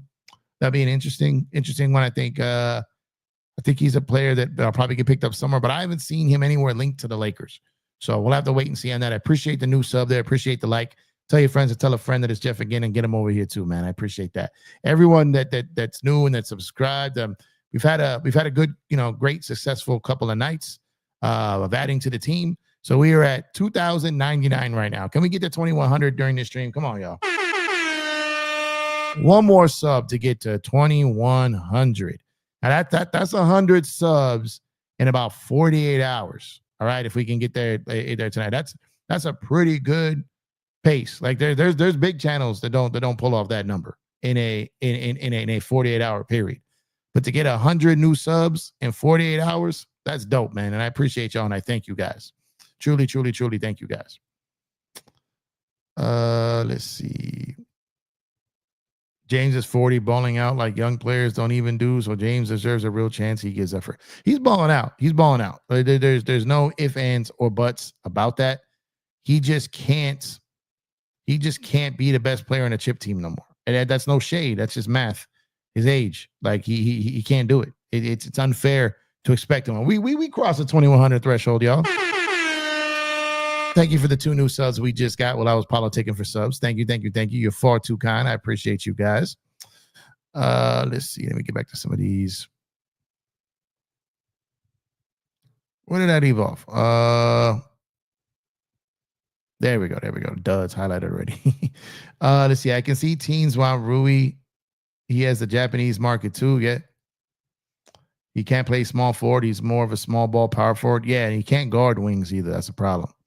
If we can't get then he have why can I never say his name? For Rui to pick. I don't know. Jeff Sal's Ayton defense is he passed. I mean, he played solid defense when he was in Phoenix. When he had something to play for, he was part of a scheme, and he had guards that actually could guard the perimeter. Where Ayton may run into trouble here is if it's Luka and AR on the perimeter and Braun out there. Like, you need that wing. You need a wing out there. It can't be Rui. You can't have Luka, AR, LeBron, and Rui, or you're going to get cooked. You're going to get in foul trouble. You're going to be frustrated. We need a wing out there to help Ayton out there on defense. Yeah, I can see that too. Rui can't have too much on him. He plays more free as a fourth option. Yep. Give Rui half of Vando's defense, athleticism. He'd be one of the best two-way wings in the league. Facts. And then give Vando some of Rui's offensive skill sets, and he'd be right there too. Why does Pat Riley think Wiggins is in his prime? T-Mac with that offer? Yeah, Jay, he's trying to fleece. You know, Pat Riley thinks that he just gets to do whatever he wants and bully people, but he's not going to bully Rob. It's not going to happen. You said they're going to make JJ's going to make 8 and shoot threes. Hope Lakers expand everything not tied to this cap space, larger front office, expand analytics, player intel department, shooting coach, medical team, etc. Nick, they will. This new ownership group is going to build all of that, just like they did with the Dodgers. If DA is anything less than a 2010 player with Luka, something is seriously wrong. 20 and 10. I mean, you had nights where you had games where Hayes was getting 15 and 10. So I can see that, but I don't know if he averages that. But he's definitely gonna have. This may be he may get the easiest buckets of his career. Trade before you can get anything for him. Supply and demand. Ayton will be tired and frustrating having to guard the rim. Every play like AD was caused players. But yeah, that's what I just talked about that a few seconds ago. Appreciate my guy Joe for reposting the stream. Appreciate you, brother Joe. Rui's a power forward. He is in the 3. Yeah, he's not a 3. He's not a 3. Yeah, they wanted him and they wanted to give up picks for him. They're like, F those picks. I'm like, no, hell no. What's going on, the kid? Appreciate you, man. Hayes has chemistry with Luka, and he's getting a full offseason with them. Also, this now gives us leverage in trades. Yeah, I was talking about that too. So now, when the Lakers absolutely had to get a big, and there was some desperation there, teams knew that. Now they have 2, and the desperation is not there anymore. Good point. What's your number one target for the taxpayer right now? Well, I would say trading Nick Richards into that would probably be my number one target right now.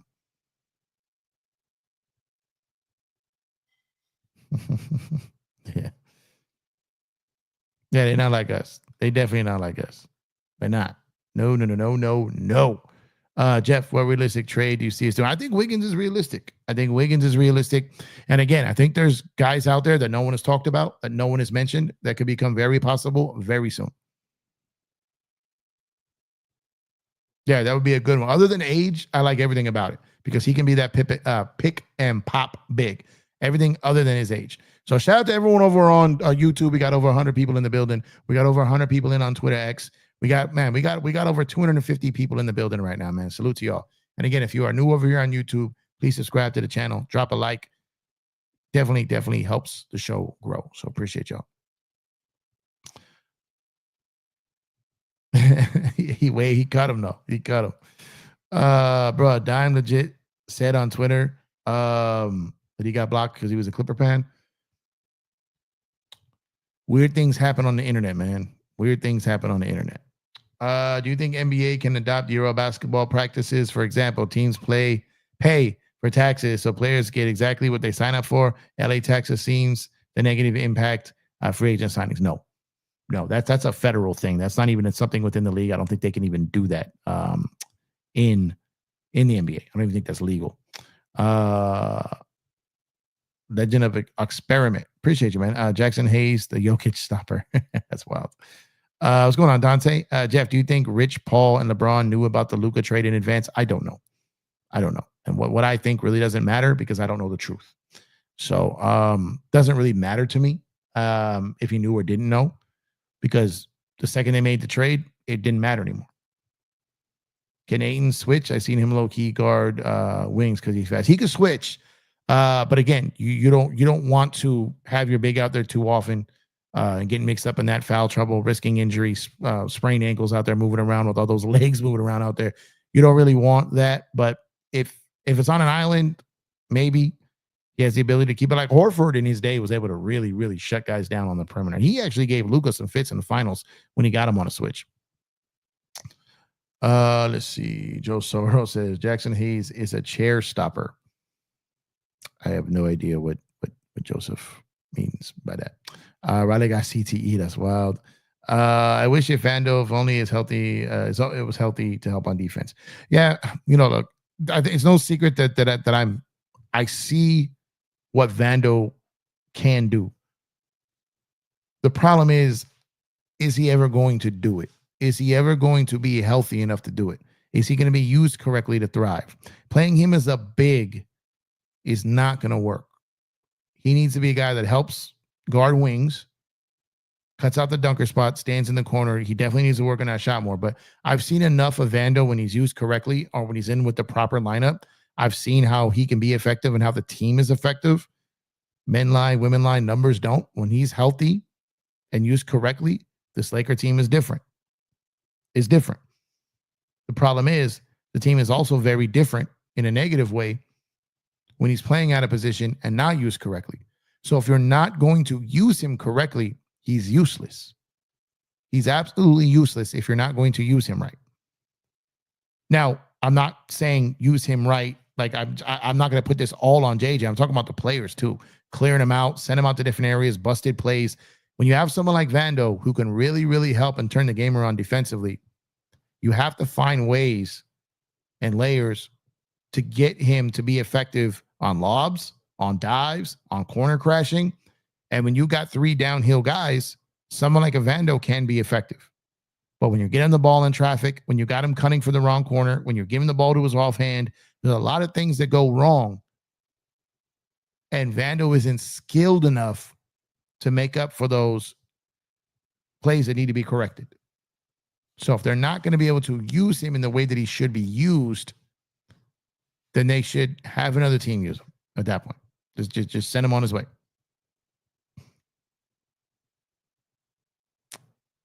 Well, this is one area where I think I do trust JJ to figure out. One fly amigo. What's going on, man? Appreciate you. We should have signed Bull before we sign Hayes. Dude has no basketball IQ.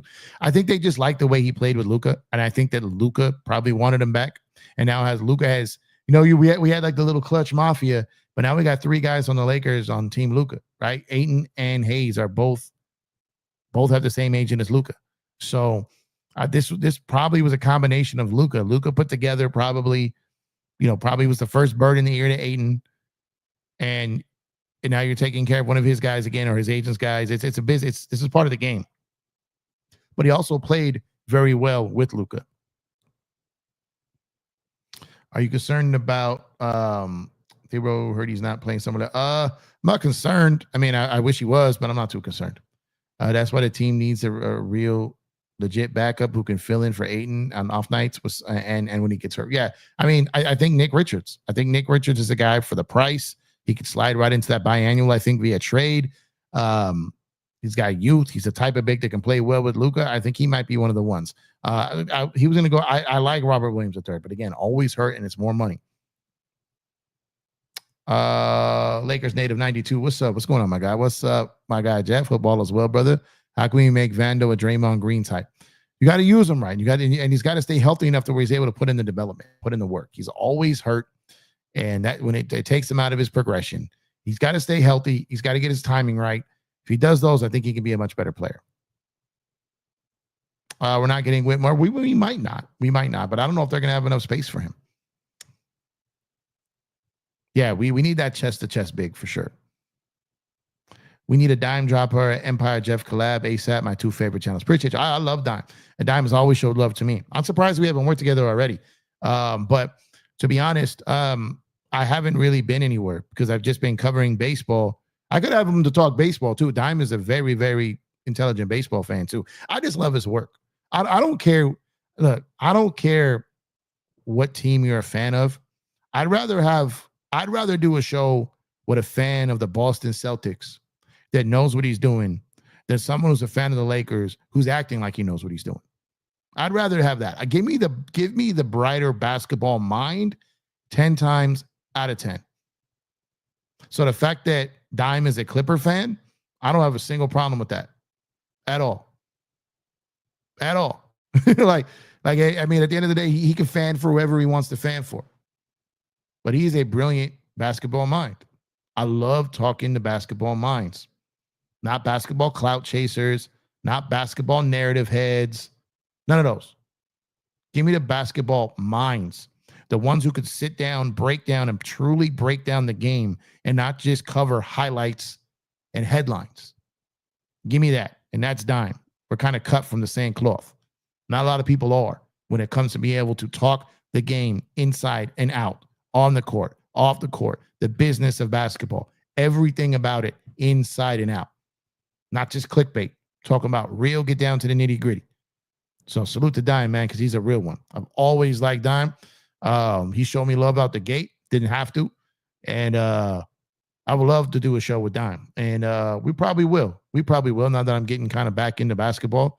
It seems like just a natural evolution of things and a bridge for Laker Nation to see that just because someone is a fan of another team, just like the shows I have with the guys formerly of We Talk Mavs, right? And the Cap and Crown podcast. Make sure to subscribe to them along with Dime. I love doing shows with them. They're Dime and those guys are right there as my favorite non-Laker channels. But mostly because they're good people. They make great content. They're easy to work with. There's no ego. There's no fake alpha male. Like, there's none of that. It's just good conversation and a good time with good people. And that's all I'm here to do. So I would love to do to get up on a show with Dime. That would be fun. I think it'll happen. You know, I don't know when. I don't know, sooner rather than later. But I definitely can see that coming to fruition. What's going on, Daniel Berry? Appreciate you. Happy Thursday to you. Grimes and Peyton, third would be a good pickup. Peyton would be a sneaky good pickup if he could stay healthy. We need one of those defensive guards, man, like water. What are your thoughts and or hopes of Bronny James as a possible rotation player this year, like 8 to 15? I don't see him as a rotational player. I don't. Then again, I haven't seen his progression. I haven't seen what he looks like as his body matured even more. Let's see how he looks in summer league and go from there. It's way too early to start talking about Bronny James in rotations and minutes. Jeff, what happened to AD's off the dribble shot creating game after the Brody trade? He looked like a different player. Even his energy seemed off. Yeah, I mean, I felt like he was scared to getting like I talked about Ayton getting on the perimeter where a lot of guys are moving their feet and a lot of legs and limbs. I think AD was just scared of getting hurt and kind of stayed away from all that contact.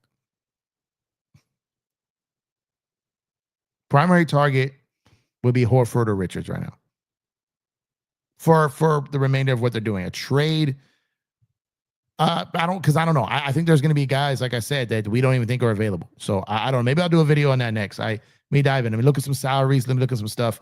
Maybe I can throw up something there before a deal gets done. Vando needs to go, man. I know you love him, Jeff, but he's too much of I'm fine with him going. That's what I'm trying to say. Like I'm not up here with like saying that he's my favorite player or he's the best player or we can't win if we don't have. No, I'm saying if we have him, we have to use him right. If we can't figure out how to use him right and he can't stay healthy, then yeah, he's got to go. Like, I'm not dying on the hill of Vando. I'm just slaying the narratives against Vando, right? But I'm not dying on the hill for Vando. No, not at all. If a deal comes along that makes us better and Vando has to go, bye, brother. Bye. I wish you would have been healthy. I wish it could have worked, but it didn't. Got to go. See you when we see you. I'm cool with that. Cool with that. Just because I protect someone from false narratives doesn't mean I'm dying on a hill. No. These other people are dying on a hill and I'm fighting them. But I'm not dying on that hill. I'm just saying there's an idiotic statement said about guys simply because people want to be right and have an agenda. But if Vando gets traded tomorrow and Rob Pelinka got fired tomorrow, I wouldn't care. I wouldn't care, especially if we got better. Wouldn't care. Appreciate you, Search. Appreciate you, brother. Vando was injured for 2 summers. I hope he can use this summer to develop his offensive talent. Me too. Let's see. Yeah, that is definitely not. Got caught up there for a second. Lakers Nation says dudes need to start tapping in with you instead of some of these unlogical Laker channels. I'm not going to say any names, but you've collaborated with one a lot in the past. Look, I thank you. I appreciate you. I can't speak for everyone, nor can I tell anyone how to run their channels or do their channels, but I pretty much can tell you that I'm kind of done.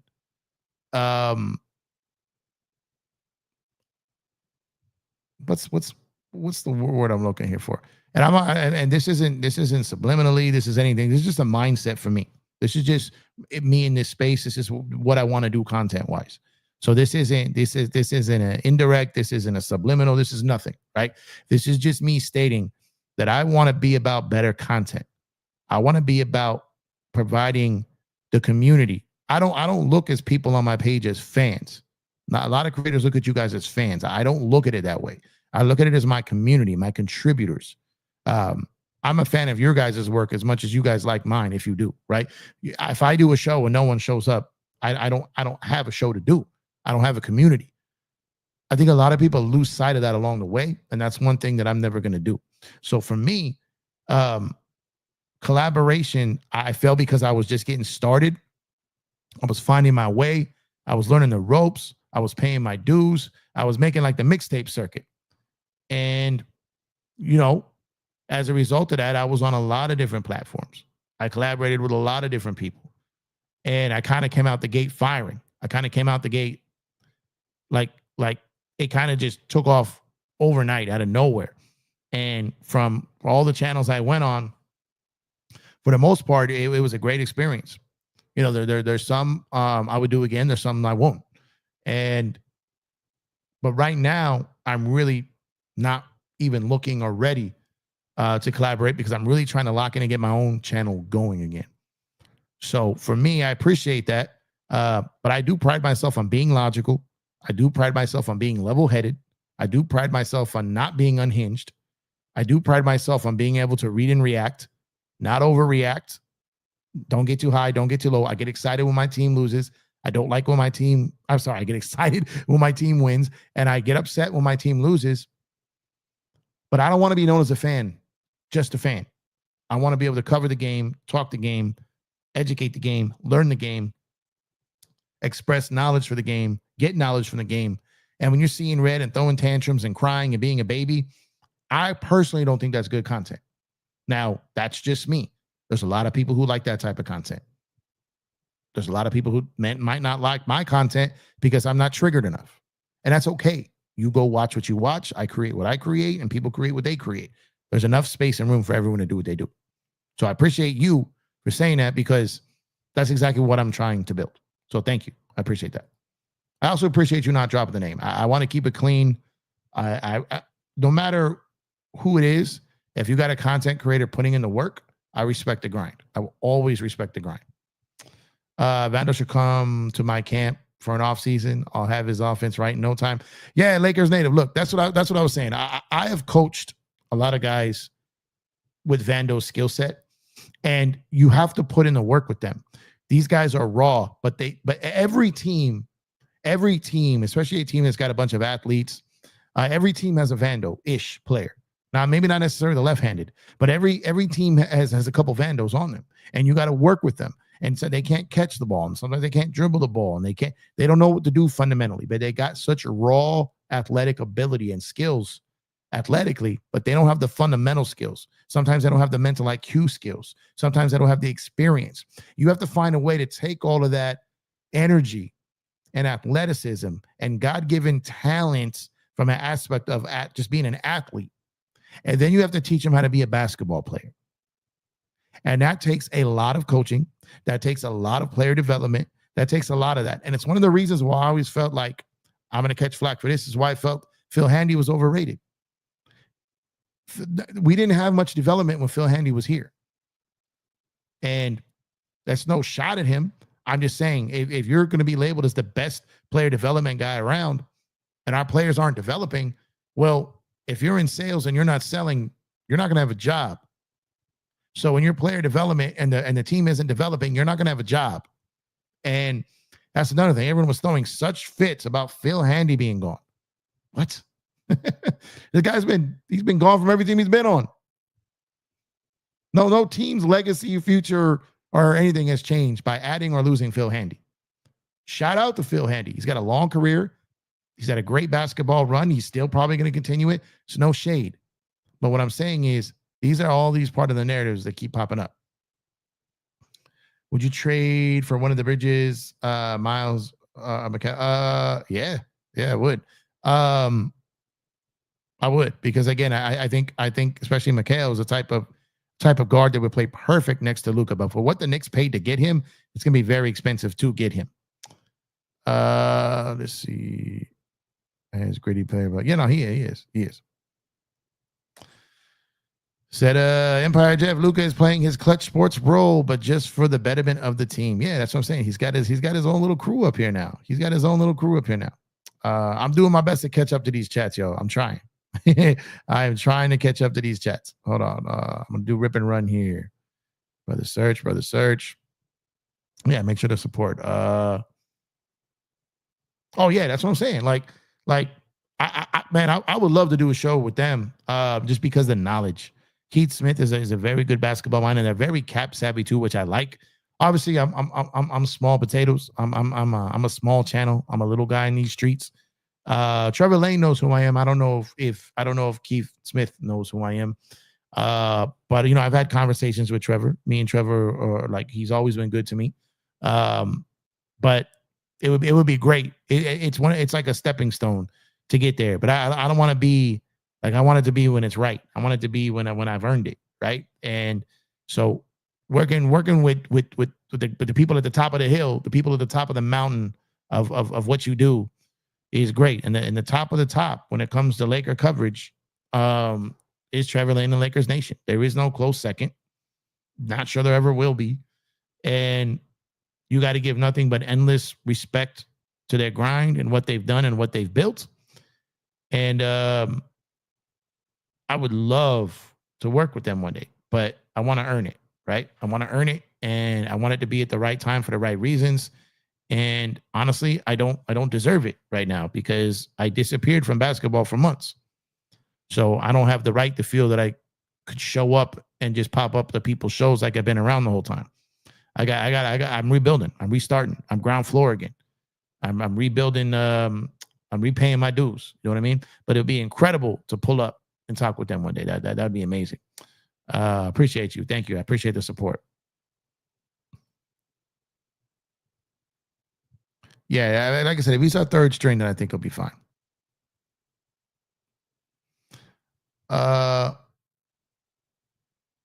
Jeff, then we talk Mavs collabs must be awkward looking back after the Lucas. No.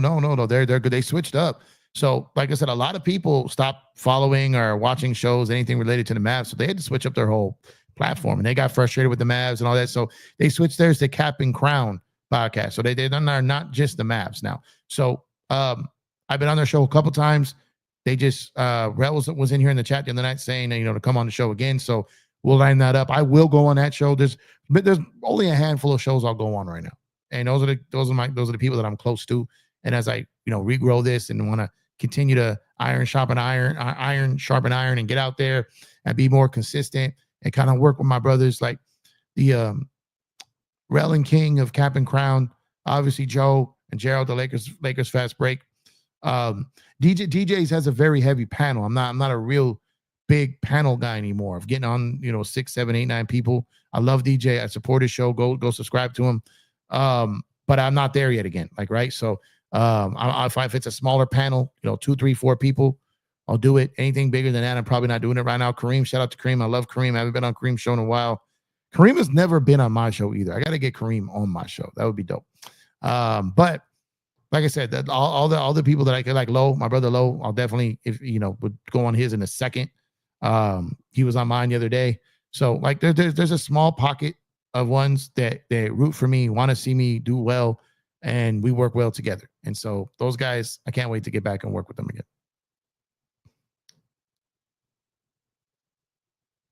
He's putting lineups. Here we go, Cuba.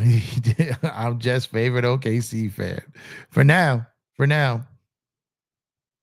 I think the ceiling for Melton is higher coming off of injury. His skill set is better. So I would say Melton, but GP also gets hurt often too.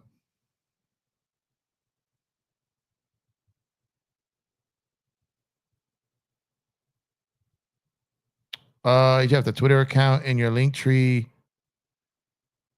Wait, the Twitter account in your LinkTree on your YouTube bio links is the wrong Twitter. Oh, okay, my fault. You know what? I may not have 1 second here. Thank you for that. Thank you for that. Let me get into this. Let me fix this right now. I may have hold up, man. I hate when like you go to a screen that's like bright. I'm in dark mode on most of my sites. So when you go to one of these bright ass white sites, white background, like light mode, is brutal. Let me fix this real quick. I appreciate that. Let's see.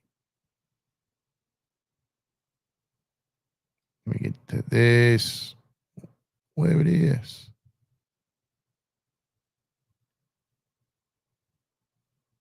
Yeah, you know what it was is when I created when I changed my handle to Empire Jeff TV. Let's see. Let's see here.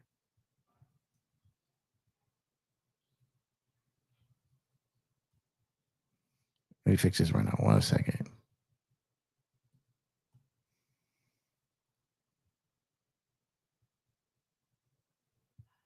I appreciate that. Let's see. Oh wait. Did this thing just disappear? Hold on. Hold on.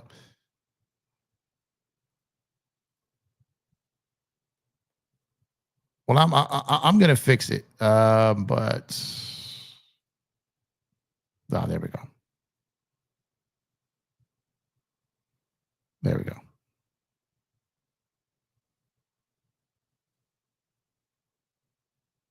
Let me pull this up here.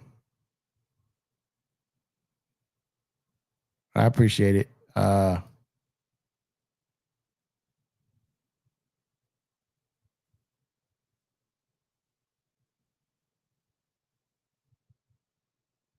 Okay.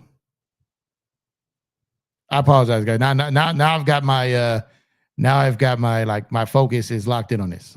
So give me a second here. All right, cool. So this should work. I'll go back and like rearrange the icons. Let me just make sure this points to the right one now. There we go. There we go. All right, we're good. We're good. I appreciate that. I appreciate that. You got me back on track. My bad. I'm doing technical support on here trying to fix this up. Appreciate you though, Dre. Appreciate you. Now it'll show at Empire Jeff TV as opposed to that was my. So when I switched my handles, I kept my old handle, but on another page. So in the event if I wanted to go back to it, it wouldn't be lost. But I don't use that one. We need to sign Ben Simmons and bring him off the bench. No, come on, man. I don't know if you're trolling or not. I don't want that. What's going on, Roy? Jeff, I live in Vegas. You going to any summer league games in Vegas? I want to. I said every year I want to. Haven't been able to make it the last couple of years. I'm going to try to get out there. I got to talk to Lo and see what's going on. I'd love to get out there and film some content, at least to go out there for a day or two and get some. And I'm trying to line something up for that. Believe what you want to believe. I remember AD came into training camp looking buff and his shot looked cooked in his 1921 game 6 movie. Yeah.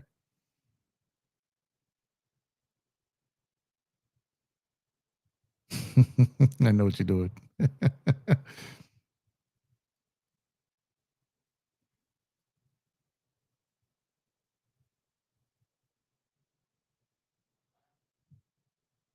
Yeah, you have to. If you want to be taken serious and you want to be trusted and you want to be listened to objectively, and looked at as unbiased, yeah, you can't just be a fan. I'm a fan, but I cover the sport. I have a Laker channel, an NBA channel, a Dodger channel. I'm a fan, but I'm trying to be like someone that covers it like in a way that even though I'm a fan, I want to be real and objective. Let's see. Best Laker podcast, DTLF, Empire, Jeff, Trevor Lane, Brian, and Addy. Appreciate you. Appreciate you for putting me in the likes, of people like this. So I appreciate you for real. Nah, I wouldn't say that, man. I wouldn't say that. I wouldn't say that. DJ is my guy. Shout out to DJ. Don't say that. That's not nice. That's not nice. Let's see.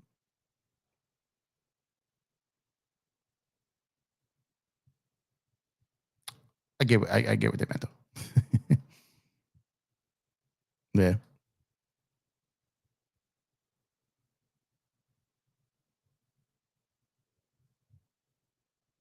Yeah, shout out to DJ, man. For those who watch Lakers Survive, DJ works night, so he gets a channel going. He gets off. He does open panel. DJ's another brilliant, bright basketball mind. I love working with DJ. He's great. Let's see. John Stockton Jr., what's going on? Yeah, there's another one of those crazy narratives. Phil Handy, like our whole season was gonna be done because of Phil Handy.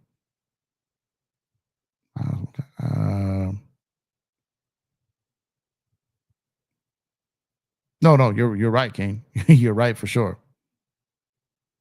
You're right for sure. Yeah, Trevor's great, man. Trevor Lane is fantastic. He's great at what he does. That commitment, that grind, like endless respect to him. Like he's incredible for sure.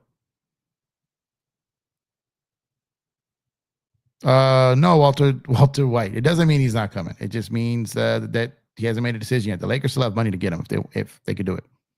Jovan, yeah, Jovan does good work, man. Hoping Jeff soon you can collaborate with Trevor Lane. Yeah, that'd be great. I would love to. Like I said, they're phenomenal. They do an incredible job. No, check it out. They're not. I'm hoping, and I don't know the answer to this yet. I'm hoping that he's going to be their third string center. That's my wish. That's my hope. We'll have to wait and see. Yeah, no, I fixed it. Yep. What's going on, Sammy the Man? Al Horford retirement or Warriors? I know. I mean, he hasn't decided yet. The Lakers still have the biannual, so they technically could do it. I don't know if they're gonna or if they're still in it, but they technically could do it.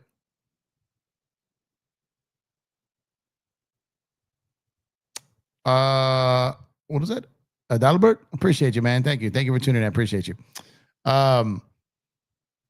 I mean, I think I don't know. We don't really know where the situation with Horford stands. We don't know. We don't know. Like it's been rumored that he's linked to the Lakers, Warriors, or retirement, and he hasn't retired.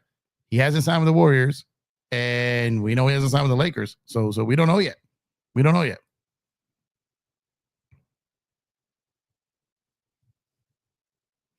I like Laker fans who don't send death threats and act toxic. There's always a way to be passionate without being a jackass. Yes, that's my point. I'm not really scared of the Spurs. I haven't really seen that version of Wemby yet that I got to be fearful. I worry this will be the AD situation all over again. In a few months into the season, we will be clamoring for a backup for Ayton. I hope not, JB. I hope not. Jeff has to work with the bandwagon one day. Yeah, for sure. I mean, you cover different stuff. I mean, I'll do a rundown on some stuff. I got no problem doing that. I'm well versed. I got a wide range of stuff, man. Maybe they will. They might. What's going on, Pale Fox? A player who signs a 1-year contract, excluding any option year, and who will be a bird or early bird free agent at the end of the contract cannot be traded without players' consent. Yep. Yeah, no, that's what I'm saying. But until it happens, like we'll see. Thibault? Thibault's just not Thibault no more, man. What's going on, Mr. X? Was Pat Riley asking too much for Wiggins? He was and still is. People talking to each other. Let me mind my business. I mean, I touched on this. Look, T-Mac is a major Kobe guy. He was one of Kobe's best friends. He knows the family. T-Mac's never going to disrespect Kobe. He was answering a question if he played with Shaq, could he have won? Not that he was better than Kobe or not that he would. I don't really have a problem with what T-Mac was saying. I think what Gilbert Arenas and those guys on his show were saying was way worse and way wilder and crazier. And shout out to Nick Young for sticking up for him. But I don't have a problem with what T-Mac was talking about. You know, he was asked a question, he got thrown into something, he answered it. T-Mac doesn't disrespect Kobe. He's a Kobe guy. He's always stood, you know, he showed him love when he was alive. He showed him love after he passed. He's not one of these weirdos that flipped on him when Kobe's not around to defend himself. I got no problem with him. Same with Wade. The craziness that goes on that other show sometimes is a little too much for me. What's going on? They said 6 weeks, so we'll have to wait and see. Hopefully not that long. I never liked Austin Reeves in the first place. I hope the Lakers trade him. That true rebel. You never liked him in the first place? Why not? Why not? Austin's a solid player, man. What did DMX say to do after stop, drop, shut him down, open up, shot? Would you do that trade that's going around for Wiggins? No. I would only do it like Rui. I'm not giving up a pick for that. I would do Rui and like filler. I wouldn't do like give up too much value for that. Well, you can have up to I think 18. Or no, you can have more than that. You can have more as it leads up to training camp. You can have up to like 22 guys. So you can have a lot of guys during the summer. Okay, so I mean, I feel like he's often hurt. Am I tripping? I've heard some things like kind of behind the scenes that I can't talk about, but nothing concrete. Nothing that I'd be like, oh man, this is going to be crazy. I've just heard in passing. Nothing real. No, I don't only answer super chats. I'm reading through a bunch of them right now. I had like the start of the show. I was kind of going on and doing a show and going, but now I typically read all the chats, but it's been real busy tonight, and there's been a lot of people in the building and a lot of chats. It was really hard for me to get to all of them. So tonight I wasn't able to, but yeah, I'm reading the chat. I'm catching up now.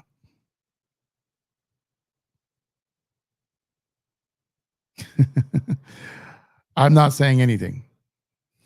All right, bro. Have a good night. T-Mac's game was a point guard scorer. T-Mac was nice, man.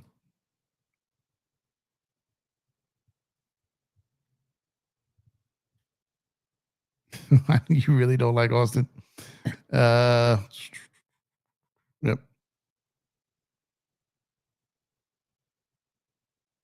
He's not on a roster right now. I don't know. Part of me was thinking that maybe he goes back to Portland and rehab. Like I think that would make some sense, in a way. But he's from the Bay. Maybe he's looking at the Warriors situation. I think the Warriors, sit the Lakers. I don't think the Celtics are a real possibility. Like right now, maybe they're not playing for anything next year, and I don't know if he gets in there, around that. So I think maybe the Warriors, Lakers, Knicks. I mean, who knows? But he's from the Bay.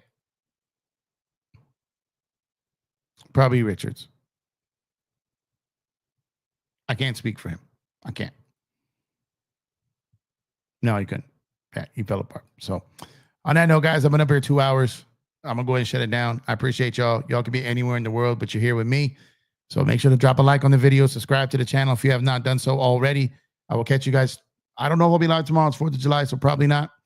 But I will catch you guys soon. I appreciate you guys for tuning in. Y'all enjoy the rest of your night. Y'all have a very, very good and safe 4th of July with your families. And I will catch you guys on the next one. Fun show. Great contribution from you guys tonight. But I gotta follow, man. I gotta get up early tomorrow. So y'all enjoy the rest of your night. Stay safe tomorrow. Search, you the best in the building. I love you, brother. Appreciate you. And I will talk to you guys soon. All right. I'm out of here, y'all. Go Lakers. Peace.